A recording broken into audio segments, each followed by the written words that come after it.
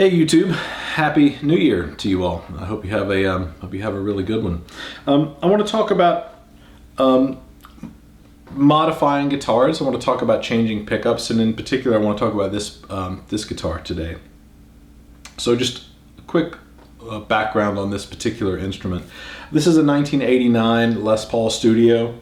I bought this new back in, I think, junior high, something like that. Lots of mowing lawns and raking leaves and saving saving every dime that I could for a couple of years to be able to buy this.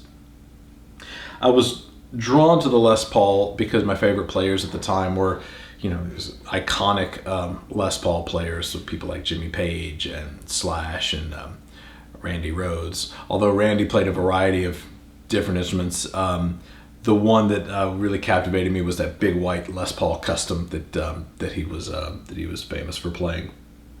So this was the guitar that I was drawn to, and it was my primary guitar from that point up until about 2016 or so, right? So many years of playing this instrument, and I was always a little bit frustrated with the sound. It always sounded a little bit muddy to me, but I never really questioned it too much. I just thought, well, it's a stock Gibson Les Paul. It sounds how it sounds, and and there's no.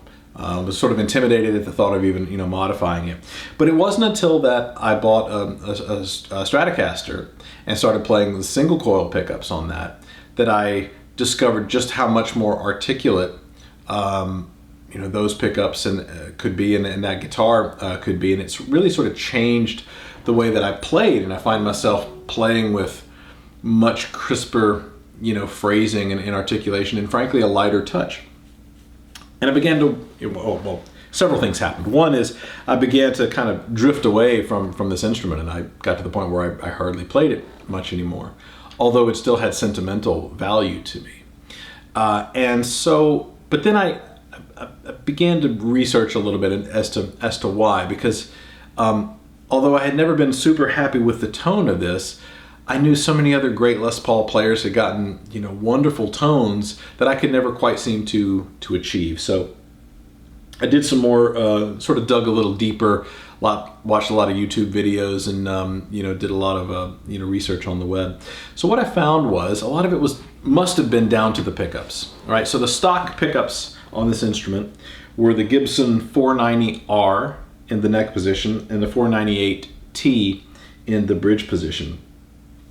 And one of the things that I discovered was that those pickups, particularly the bridge pickup, in the 80s, Gibson was trying to adapt to the higher gain, hard rock sound of the 80s, and so they wanted a higher output pickup as compared to the lower output, sort of those classic PAF humbuckers from the 50s and 60s.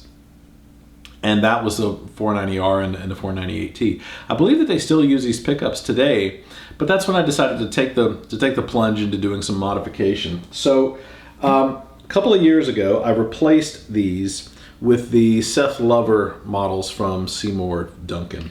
I actually have the original pickups here. I hardly ever throw anything away. This is the lead pickup, and this is the rhythm. Changing these out was really simple, right? It's just a pretty simple solder job. There's four connectors here, but there's only two of them that you have to change the soldering connection on. Pretty straightforward in terms of swapping them out. But one of the things that attracted me to the Seth Lovers, and I mean, if you go on Seymour Duncan's page or DiMarzio or any of the other pickup manufacturers, there's almost a bewildering array of pickup selections out there. But what drew me to the Seth Lovers was that they were designed to be, as faithful as possible to those early PAF style designs. And in particular, these are not wax potted, right?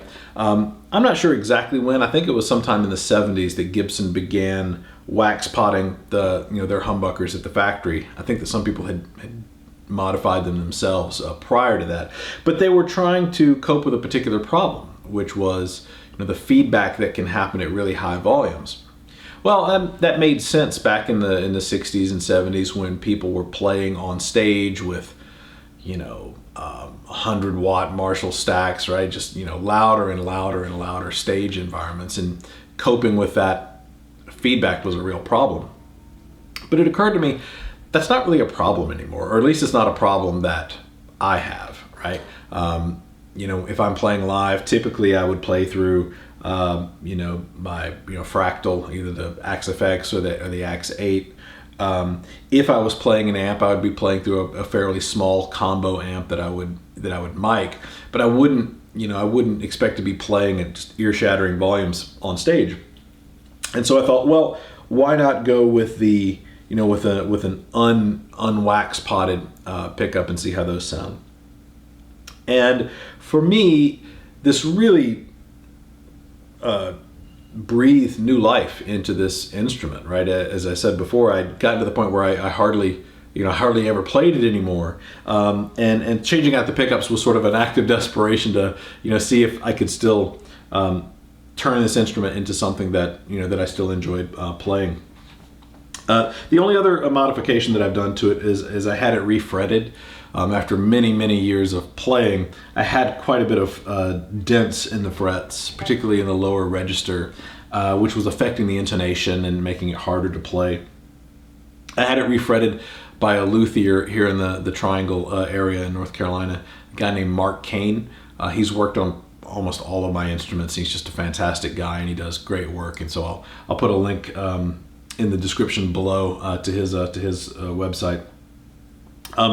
But yeah, I find that this instrument now, particularly doing things where like playing a chord where you want to get a nice articulation of each note, right?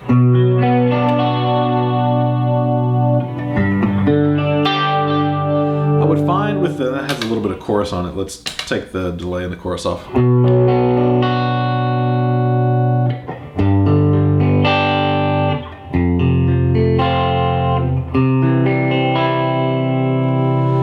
With the original stock pickups, things like an arpeggiated chord, it would just kind of sound like a blur. I would lose a lot of that single note definition and just kind of wound up being sort of all blurring into one. And I would find myself playing a lot harder than I needed to because I was trying to get those